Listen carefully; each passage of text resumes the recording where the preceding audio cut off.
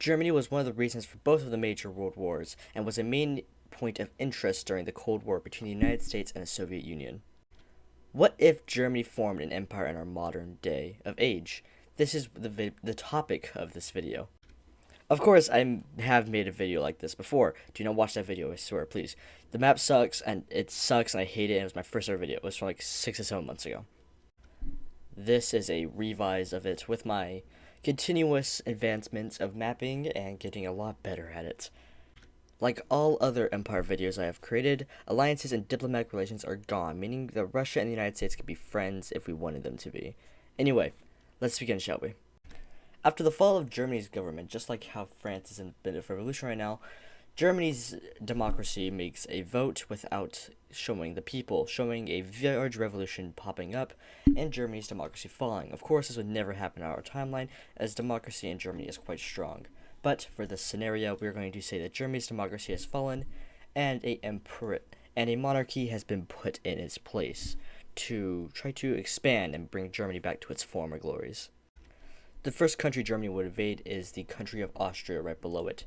Germany and Austria are very similar, as they're very much both Germanic people. And Germany, Germany for this scenario is pretty much just going to walk in. German troops would instantly start to push through the German-Austrian border, and would just swoop around, taking Vienna in a couple of days, and Austria has fallen, without any resistance. The next country Germany would invade is the small neighborly country of Slovenia. Now, unlike Austria, Slovenia would try to fight back, but of course, Germany is a lot bigger than Slovenia, so German troops would start to slowly push in and taking a bunch of Slovenia. I don't think Slovenia has any mountains as the Alps just around here. I think like a little bit goes right here, but that's pretty much it. With German troops pretty much just coming in and steamrolling over Slovenia because it is quite weak compared to the larger German superpower. After Germany's successful expansion into her southern regions, she started to look north into another country that was nearby, which of course we all know as Denmark. With German troops crossing the border instantly starting to push through Denmark, Denmark would start to use some of her air force, which would instantly be knocked out. Germany would soon make a naval landing over at this island over here, I don't know the name of it, and would make a few more naval landings, taking over a few more islands, starting to get closer and closer to Denmark's capital. Most of this area over here, which is on mainland Europe, which is a part of Denmark for some reason, would start to be quickly wiped out by Germany, taking a few more islands before fully wiping out the entire area. Denmark would lose most of her land area, of course, and would soon fall to the German expansionism. With German industrialism on the rise, Germany needed a stronger superpower to take on, as Germany wanted to show her strength instead of just, expanding into smaller nations like Austria, Slovenia, Denmark, etc., etc., etc., and would soon declare war on her neighbor of Poland. Now, Poland is one of my favorite nations in Europe. It is also one of the strongest, as I like Poland's history and her military strength. And so Germany would have harder time pushing through Poland. And so German troops would instantly start pushing through and try to, push all the way through. And would continue on for the next few months very, very gradually, until they would soon meet this little area here. I don't know if there's anything important there, I just want to make this interesting. And German troops would start to be pushed back by a ginormous offensive by the Polish people. Wait, just want to make sure, okay, no, doesn't do that. Okay, and so so Poland would do a large sweeping maneuver, cutting the German troops in half and cutting off this one little area.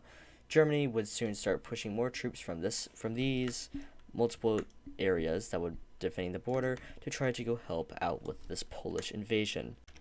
With all these new German reinforcements, they would start to push back through Poland a lot faster this time, wiping out a lot of areas and having a new strategy.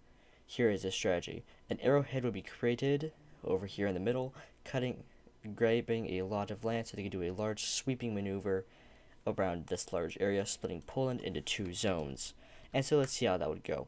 German troops would start to create the spearhead with two armies, but this army right here would be stopped by a large Polish army right here, making it so this army had to slow down their arrowhead so they can start helping out with this one. Of course, they would eventually destroy the previously mentioned armies, but then Poland would get a grip on themselves and start to push the spearhead back. But Germany, having a large air superiority, would start to take back larger areas, and soon the arrowhead would succeed, splitting Poland into two. This large section of Poland that was cut off, well, not large, the smaller section, would soon be forced to surrender, with Warsaw, I think, being like right here. Warsaw would soon get surrounded, and slowly and surely, after the fall of Warsaw, Poland would surrender the German forces. Let's see how this peace treaty would go, shall we? With this peace treaty being signed, Germany would gain pretty much her World War I borders from Poland, at least. Also giving this Poland this little exclave, because I forgot. Wait, no, let's see. This little exclave right here, because I forgot about it, which is this way. And Germany would start to see that she needs another superpower to take out to show that she is the superpower of Europe, and would soon declare war on Russia.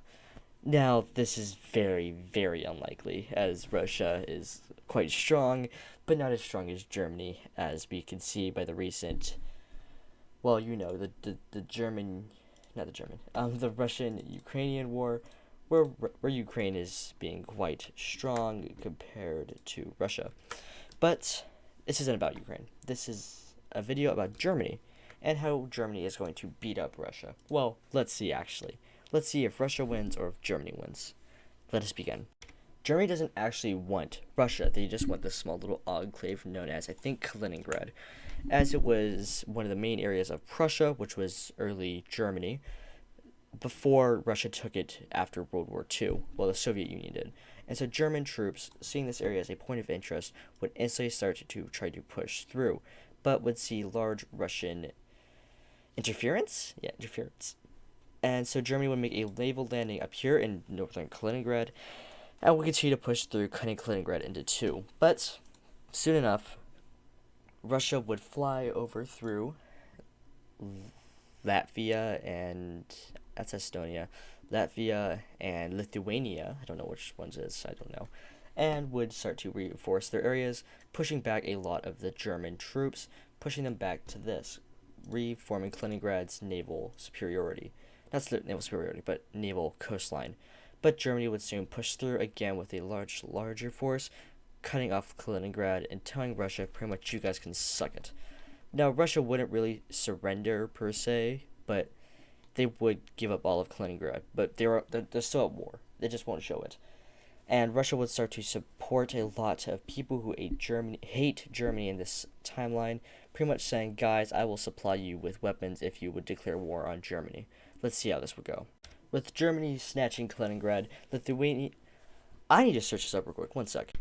Okay, it is Lithuania. I had to make sure. Lithuania would soon declare war on Germany, saying it as, well, I should be able to take down this massive superpower, aka Lithuania wanted money and Russia was going to supply. And so Lithuania would just declare war on Germany and would instantly get smacked by Germany. What I mean by smacked, I mean smacked around, as German troops would instantly start to push in and wipe out a lot of Lithuanian land until Lithuania was forced to, well, you know, surrender. Let's see how this treaty was let's see how this treaty will go. I can't speak today. With Germany successfully taking over large areas of land from Poland, Russia, Lithuania, they would soon declare war on another nation wanting to continue their expanded influence in the eastern region, which would be the Czech Republic. With German troops pushing into the Czech Republic, I like that name first of all, it's a very unique name, the Czechians really knew they were going to lose this war, and would try to call in others to help, with all their borders pretty much being caught up in this area right here, as they're very much trying to hold them back. But they would call in a few more allies. Not allies, but neighbors that they think could help, because remember, alliances are disbanded. They would call in the Netherlands, Belgium, and Luxembourg, as they think that they could probably, hopefully, push most German troops out of their area so they can start to help and try to push Germany back. And that plan actually started to work in the beginning, with a bunch of troops starting to push in and taking a lot of land from Germany over on this side, on this front. It's all German troops are really surrounding this area. But the Czechs would have an instant problem with Prague being taken and them being pretty much just fully wiped out, meaning that Germany could start to focus on these other powers, and they definitely would, with a mass pushback, pretty much just pushing them back, trying to push them back at least to the border. And soon, all of their fronts would eventually fail, and Germany would start a large push into these other nations.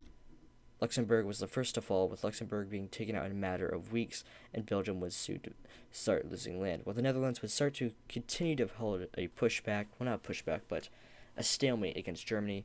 They would soon fall as well, not fall, but lose their border control, and would start to lose a lot of land. German naval superiority would soon make it so Germany would make multiple landings, even taking the capital of the Netherlands. The Netherlands would soon completely fall, and Belgium would start to be slowly Most Belgium troops would soon push into France, as they think it was a good place to hide, until Belgium eventually fell. Let's see this peace negotiation, shall we? With Germany's borders really showing her as the strongest superpower in Europe, she would have two more targets to go through, and one target would be a very hard target to push through, which was the country of Switzerland. Now, as many of you should know, Switzerland is a very peaceful country. What I mean by peaceful, meaning they're very neutral and have not been in a war for many, many years. During both world wars, they're, again, neutral, and would let both sides fight. No, not fight. They would actually tell them not to fight on their side, but would help them with their economies and everything.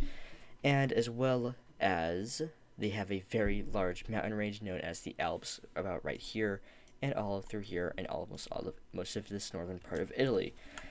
Meaning that would be a hard thing for Germany to push through, which is why they're one of the last nations Germany would invade. Germany would start to push in through the most northern part of Switzerland and force France to let them push in, taking Geneva, and start to push through. Through the mountain ranges, their advances were very slow, and it would actually take Germany about 2 years to fully invade Switzerland. But soon enough, Germany would get the upper hand, taking most of Switzerland's land, and most of the troops being forced to be pushed back in to the Alps. Most of them would escape to Italy, seeing that as a sanctuary for, well, the Swiss to hide from the Germans, until all of Switzerland would soon fall after 4 years of combat. Let's see this peace negotiations, which would most likely be full annexation. With full annexation of Switzerland, they would soon look towards the nation of, I think this is Croatia, and force them to surrender this small little land to the German cause, as Germany thinks it would make their borders look better, aka I want this border to look better, and so Germany would take this small bit of land. And Germany would soon have their last expansionist movement, which was against the large country of Italy. A joint Swiss-Italian army would soon be formed over here and through most of northern Italy to try to stop the Germans. The Alps were a big help as German troops start to slowly push in, but would have to fight guerrilla warfare against the Swiss and the Italians through the Alps. But soon enough, Germany would soon gain the upper hand and start to take a bunch of small little airports or any air bases they could find to slowly start to transport tanks and other supplies into Italy. With the Alps pretty much almost fully taken care of, Germany would start to have an easy push through, as most the rest of Italy is about the center mountain right here, I think, and of course the flatlands. And so German troops would have the large push through and would really start to push, taking Venice, taking Venice and heading towards Rome and San Marino. San Marino, which is a city-state, wouldn't most likely just fall to Germany, even though they are, again, a city-state and independent from Italy. Germany did not really like them. Rome, which is right here, as you can tell by these two little pixels, as that is the Vatican City, would start to get really close to Germany. Whenever Germany starts to push through, and again, this San Marino would soon fall, and so Germany would really stop, like, right here, and would take the island of Sardinia as well. Germany was satisfied and told the Italians to surrender, and when they really much said no, Germany would take a large bit of more land whenever the Italians would be forced to surrender. Let's see this peace negotiation. With the peace negotiation being signed, with Italy pretty much keeping her middle and southern half, as well as the island of Sicily, Germany was done with her expansionism, pretty much showing the world that she is the true superpower of Europe, pretty much wiping out all of Central Europe and having a large relationship with France and now the United Kingdom, as they are very much a big trading partner with the world now. Having access to the Mediterranean, the Nordic Sea, which I'm going to start calling it, I don't know what it's actually called, and of course the Pacific. No, not the Pacific. The Atlantic. This is the Pacific. That's the Pacific. That's the Atlantic. Okay. As well as having the Atlantic and most of the Central European areas conquered, Germany is now a world superpower and has really formed an empire. I'd like to thank you all for watching this video. I'm sorry this took me so long. I've been feeling sick lately and have been really busy with another large project that I've been working on. I hope you all have a nice rest of your day, and I'll talk to you all later. Bye-bye.